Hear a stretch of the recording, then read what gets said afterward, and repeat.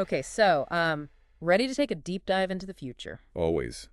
What are we looking at today? Well, we're going back to 2018, actually. There is this Pew Research Center report.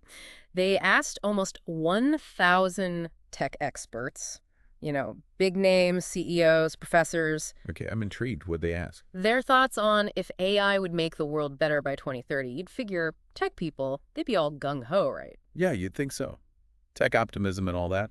Though 2030 is getting kind of close now to judge. Exactly. So their answers are even more interesting in hindsight. Like, we're actually living some of this stuff now. Ooh, okay, lay it on me what they say. All rosy or wet? 63% figured, yeah, AI is probably going to make life better for most folks by 2030. Dude, There's always a but.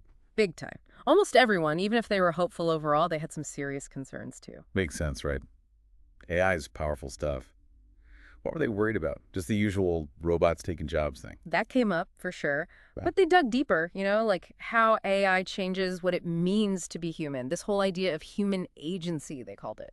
Ooh, yeah, I've heard that term thrown around.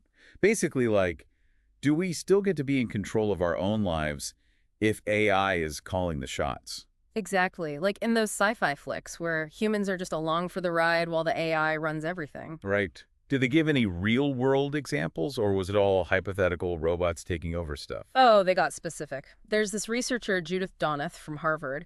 She described this future where AI bots are like everywhere, running business meetings, helping raise kids, even dishing out relationship advice. Whoa, hold on.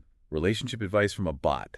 That's a whole other level. Even I'm not sure I'm ready for that. Right? It's kind of hilarious and terrifying at the same time. But seriously, when AI gets that personal, that's when you got to ask some hard questions. For sure. Like, are we even capable of real connection, real decisions if a bot's always whispering in our ear? Right. And is that even real human connection at that point? So yeah, human agency, it's just the beginning of what these experts were worried about. Oh yeah, there's way more stuff in this report. Like, what about how AI affects society as a whole? Okay, yeah, that's huge. What'd they say about that? Lots of them were worried AI could actually make inequality worse. Seriously. You'd think it'd be the opposite, right? Like AI could level the playing field a bit. That's the hope by it. It could go the other way. Yeah. Think about it. What if only the wealthy can afford the best AI, education, healthcare, all that? Ugh. Yeah, I see what you mean. The gap between the haves and have-nots just gets wider. Exactly. There's this law professor, Sonia Katyal. She studies tech and civil rights. She said AI could be amazing for progress, boy-UT. Only if we're really careful about how it's made and used. So it's not like some neutral tool. It reflects whatever biases we bake into it. 100%. And it gets even trickier when you think about surveillance. That was a big concern in the report. AI surveillance. Okay, yeah, now we're getting into some Black Mirror territory. Right, like AI analyzing your every move, online, offline, everywhere. They even talked about facial recognition being used for, get this, predictive policing. Hold up, predictive policing. You mean like AI deciding who's likely to commit a crime based on, what, their face? How's that even legal? Yeah, it raises some huge ethical red flags. Right. Due process, presumption of innocence, all that goes out the window if an algorithm is judging you. It's straight up dystopian stuff. So did these experts offer any solutions? Or are we just doomed to this AI Big Brother future? No, they weren't all doom and gloom. Their big point was, we're not helpless here.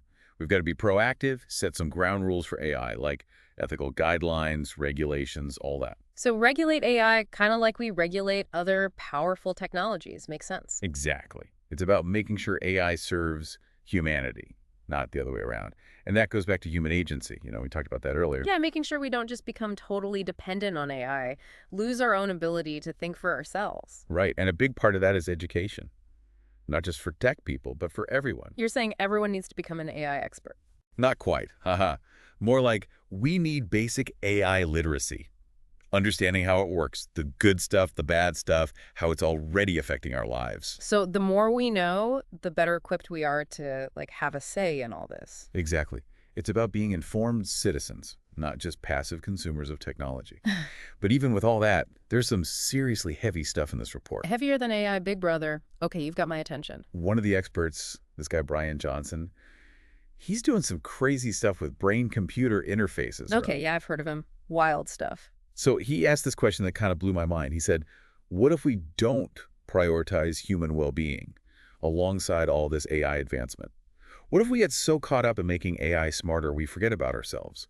Could AI actually make humans existentially irrelevant. Whoa. Okay, now that is a deep thought. Existentially irrelevant. Like, what would that even look like? I mean, it's almost impossible to imagine, right? Humans not mattering anymore. It's kind of like the ultimate existential crisis. Right. It's heavy stuff.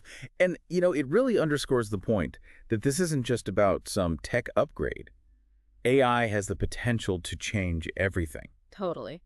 But I also keep thinking about what you said earlier about how those experts, they weren't saying we should just stop AI progress altogether. Not at all. Yeah. They saw the potential too, right? Like AI could help solve climate change, cure diseases. There's so much good it could do. Exactly. It's more about making sure we're steering the ship, not just getting taken for a ride. Yeah, exactly. This one expert, Eric Brynjolfsson, he put it perfectly. He said, the right question isn't what will happen, it's what will we choose to do? Ooh, I like that. So it all comes back to us having the awareness, the knowledge to make the right choices. 100%. And, that starts with stuff we can all do, Yeah, like being curious, learning about AI, even if it seems intimidating. for sure. But where do we even start? It's not like we can all enroll in a fancy AI coding boot camp tomorrow. True.